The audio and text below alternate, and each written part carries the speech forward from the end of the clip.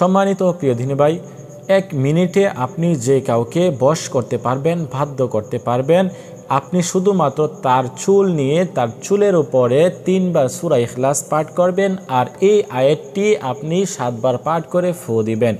ওই ব্যক্তি আপনার জন্য পাগল হয়ে যাবে, আপনার কাছে ছুটে চলে আসবে। আপনাকে যদি সে ছেড়ে দূরে চলে যায়, ওই ব্যক্তি আপনার কাছে আবার ফিরে আসতে বাধ্য হবে। তো যে কারোর জন্য আপনি এই আমলটি করতে পারবেন। এই ভিডিওটি খুবই গুরুত্বপূর্ণ হতে যাচ্ছে। আপনারা ভিডিওটি শেষ পর্যন্ত না দেখলে কোনো কিছুই বুঝতে পারবেন না এবং আমলটি করতে পারবেন না। আসসালামু আলাইকুম ওয়া রাহমাতুল্লাহ। সম্মানিত প্রিয় দর্শক, চুলের উপরে সূরা ইখলাস 3 বার পাঠ করে ফু দিলে যে কেউ আপনার বশ হবে। 1 মিনিটে আপনি যে কাউকে বশ করতে পারবেন, বাধ্য করতে পারবেন, আপনি তার ভালোবাসা অর্জন করতে পারবেন। হ্যাঁ, আমি আজকে আপনাদেরকে এমন একটি গুরুত্বপূর্ণ একটি আমল শিখিয়ে দিব, যে আমলটি আপনারা কোরআনের আয়াত দিয়ে আপনারা আমল করতে পারবেন। আয়াতটি দ্বারা আপনারা আমল করতে পারবেন এবং আপনারা চাইলে এই আয়াতটি দিয়ে আপনারা এভাবে আমলটি করতে পারবেন। হ্যাঁ, কোনো ধরনের হারাম পদ্ধতিতে না, হালালভাবে আপনারা এই আমলটি করতে পারবেন। যে কাউকে বাধ্য করতে চাইলে, যে কাউকে আপনার বশে আনতে চাইলে এই আমলটি খুবই গুরুত্বপূর্ণ হবে। আপনারা চাইলে যে কেউ 1 মিনিটে আপনারা এই আমলটি করে আপনারা যে কাউকে বশ করতে পারবেন, বাধ্য করতে পারবেন। শুধুমাত্র আপনাদেরকে এই আমলটি শিখতে হবে, যে আমি কিভাবে আপনাদেরকে আমলটি শিখিয়ে দেই এবং এই আমলটি আপনাদেরকে কিভাবে করতে হবে। সম্পূর্ণ ভিডিওটি দেখেন, ইনশাল্লাহ শিখে নিতে পারবেন।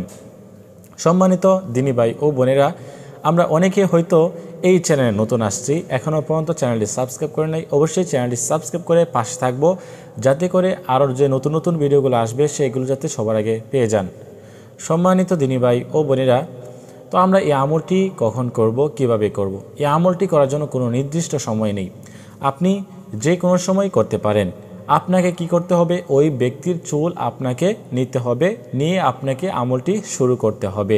হ্যাঁ, যেই ব্যক্তিকে আপনি বাধ্য করতে যাচ্ছেন, যেরকম আপনার স্বামীকে আপনি বাধ্য করতে যাচ্ছেন, তার ভালোবাসা অর্জন করতে যাচ্ছেন, সে যাতে আপনার প্রতি আকৃষ্ট হয়, আপনার জন্য যে সে পাগল হয়ে যায়, আপনাকে সে যেন পাগলের মতো ভালোবাসে, সেজন্য কি করতে হবে? আপনার স্বামীর মাথার বা দাড়ির একটি চুল আপনি নিয়ে নেবেন, বা আপনার স্ত্রীর একটি চুল নিয়ে নেবেন, বা আপনার প্রিয় মানুষের একটি চুল আপনি নিয়ে নেবেন। তো যে কারোর একটি চুল আপনি সংগ্রহ করবেন। হ্যাঁ, যে কারোর ওই ব্যক্তির চুল আপনাকে সংগ্রহ করতে হবে, আনতে হবে। তারপরে ওই চুলের উপরে আপনি কি করবেন? ওই চুলটা আপনি যে সময় আমলটি করবেন, ওই চুলটা আপনার হাতে রাখবেন। এখানে একটি বিশেষ কথা হচ্ছে যে আপনাকে পবিত্র হতে হবে। হ্যাঁ, আপনার শরীর যদি অপবিত্র থাকে তাহলে এই আমলটি করলে কোনো লাভ হবে না। আপনাকে পবিত্র হতে হবে এবং পবিত্র স্থানে বসতে হবে। যেরকম জায়নামাজের উপরে বসবেন ওযু করে, হ্যাঁ, আপনি চাইলে নামাজের পরেও এই আমলটি করতে পারবেন। যে কোনো নামাজ, ফরজ নামাজের পরে আপনি এই আমলটি করতে পারবেন। আপনি জায়নামাজের উপরে বসে প্রথমে 3 বার ইস্তিগফার পাঠ করবেন, আস্তাগফিরুল্লাহ আস্তাগফিরুল্লাহ আস্তাগফিরুল্লাহ। তারপরে 3 বার দুরূদ শরীফ পাঠ করবেন, যেরকম যে দুরূদ শরীফ আমরা নামাজের মধ্যে পড়ে থাকি, যেরকম আল্লাহুম্মা সাল্লি আলা মুহাম্মাদ ওয়া আলা আলি মুহাম্মাদ কামা সাল্লাইতা আলা ইব্রাহিম ওয়া আলা আলি ইব্রাহিম ইন্নাকা হামিদুম মাজিদ। আল্লাহুম্মা বারিক আলা মুহাম্মাদ ওয়া আলা আলি মুহাম্মাদ কামা বারাকতা আলা ইব্রাহিম ওয়া আলা আলি ইব্রাহিম ইন্নাকা হামিদুম মাজিদ। তো এভাবে দুরূদ শরীফ পাঠ করে নেবেন। হ্যাঁ, অনেকেই আছেন এই দুরূদ শরীফটা পারেন না, তাদের জন্য আমি বলবো আপনারা শুধুমাত্র সাল্লাল্লাহু আলাইহি ওয়াসাল্লাম এই দুরূদ শরীফটি আপনারা পাঠ করে নেবেন। সাল্লাল্লাহু আলাইহি ওয়াসাল্লাম, সাল্লাল্লাহু আলাইহি ওয়াসাল্লাম, এরকমভাবে দুরূদ শরীফ পাঠ করে নেবেন। তারপরে আপনি কি করবেন? ওই চুলটা আপনার ডান হাতের মধ্যে নেবেন, ডান হাতের উপরে রেখে আপনি এই যে আমলটি করেছেন তারপরে 3 বার সূরা ইখলাস পাঠ করবেন, আউযু বিল্লাহি বিসমিল্লাহির সহিত।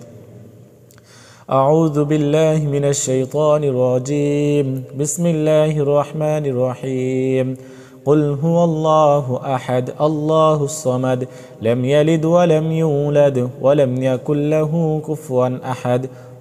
এরকম ভাবে একটা ফু দিবেন, বিসমিল্লাহির রহমানির রহিম কুল হুয়াল্লাহু আহাদ আল্লাহুস সামাদ লাম ইয়ালিদ ওয়া লাম ইউলাদ ওয়া লাম ইয়াকুল লাহু কুফুয়ান আহাদ। বিসমিল্লাহির রহমানির রহিম কুল হুয়াল্লাহু আহাদ আল্লাহুস সামাদ লাম ইয়ালিদ ওয়া লাম ইউলাদ ওয়া লাম ইয়াকুল লাহু কুফুয়ান আহাদ। তো এরকমভাবে আপনি সূরা ইখলাস 3 বার পাঠ করবেন, পাঠ করে 3টি ফু দিবেন। ফু দেওয়ার পরে আপনাকে আরেকটি আয়াত পাঠ করতে হবে। হ্যাঁ, আপনাকে আরেকটি আয়াত পাঠ করতে হবে। ওই আয়াতটা আমি আপনাদেরকে স্ক্রিনে লিখে দেওয়ার চেষ্টা করব। কোরআন শরীফের সূরা তুহার 39 নং আয়াত। আয়াতটি হচ্ছে ওয়া আলকাইতু আলাইকা মাহাব্বাতাম মিন্নি ওয়া আলকাইতু আলাইকা মাহাব্বাতাম মিন্নি ওয়া আলকাইতু আলাইকা মাহাব্বাতাম মিন্নি ওয়া আলকাইতু আলাইকা মাহাব্বাতাম মিন্নি। এই আয়াতটি আপনাদেরকে 7 বার পাঠ করতে হবে। 11 বার 7 বার আপনি পাঠ করে নেবেন। হ্যাঁ, তারপরে পাঠ করে নেওয়া শেষ হয়ে গেলে আপনি কি করবেন, ওই যে আমরা শুরুতে পড়ছিলাম দুরূদ শরীফ, ওই দুরূদ শরীফ আপনি আবার শেষে পাঠ করে নেবেন। তো পাঠ করা শেষ হয়ে গেলে এই যে আমলটি করেছেন, এই আমলটি করার সময় আপনি কি করবেন, আপনার ধ্যান খেয়াল মনোযোগ ওই ব্যক্তির দিকে রাখবেন যেই ব্যক্তির চুল নিয়ে আপনি বশীকরণ করতেছেন, হ্যাঁ, তাকে বাধ্য করতে চাচ্ছেন। তো ওই ব্যক্তির কথা আপনি স্মরণ করে আপনি আমলটি শুরু করবেন।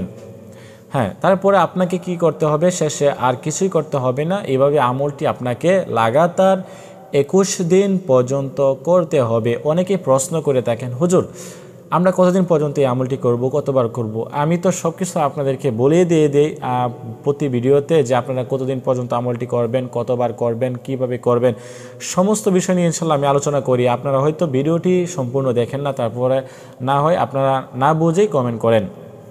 সেজন্য অবশ্যই ভিডিওটি সম্পূর্ণ দেখবেন যে এই আমলটি করলে কি হবে। এই আমলটি করলে আপনার স্ত্রী আপনার বাধ্য হবে, আপনার জন্য পাগল হয়ে যাবে, আপনার স্বামী আপনার জন্য পাগল হবে, আপনার প্রিয় মানুষ যাকে আপনি ভালোবাসেন, যাকে আপনি বিয়ে করতে চান, তো ওই ব্যক্তিও আপনার জন্য পাগল হয়ে যাবে এই আমলটি করলে।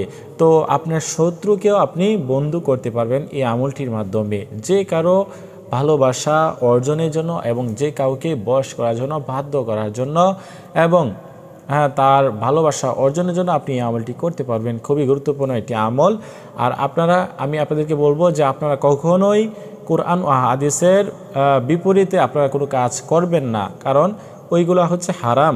যেরকম কোনো তন্ত্র মন্ত্রের মাধ্যমে, কোনো জাদুটোনার মাধ্যমে কাউকে বশ করা, বাধ্য করা, এগুলো থেকে বিরত থাকবেন। এবং আপনারা বেশি বেশি সূরা ফালাক, সূরা নাস এগুলো পাঠ করবেন, পাঠ করে শরীরের উপর ফু দিবেন। তাহলে আপনাদের উপরে যে জাদুটোনা যদি কেউ করে থাকে, যদি কেউ বদ নজর লেগে থাকে কোনো ধরনের, এইগুলো ইনশাল্লাহ চলে যাবে। তো জাদুটোনা এবং বদ নজর থেকে বাঁচতে হলে আপনাকে সূরা ফালাক, সূরা নাস এইগুলা বেশি বেশি পাঠ করতে হবে, সূরা ইখলাস এইগুলা পাঠ করে আপনি কি করবেন, আপনার শরীরে এভাবে ফু দিয়ে সূরা মালিশ করে দিবেন। প্রতিদিন একবার হলেও আপনারা করার চেষ্টা করবেন। না হয় হয়তোবা অনেকের বদ নজর বা কালো জাদু আপনার উপর পড়তে পারে। তো সেজন্য আপনারা সতর্ক থাকবেন ইনশাআল্লাহ। আর আমলটি আমি যেভাবে বলছি কুরআনি আয়াত দ্বারা আপনারা করার চেষ্টা করবেন। তো আজকের মতো এই পর্যন্তই। সকলে ভালো থাকেন, সুস্থ থাকেন, সেই কামনায় বিদায় নিচ্ছি। আল্লাহ হাফেজ। আসসালামু আলাইকুম ওয়া রাহমাতুল্লাহ।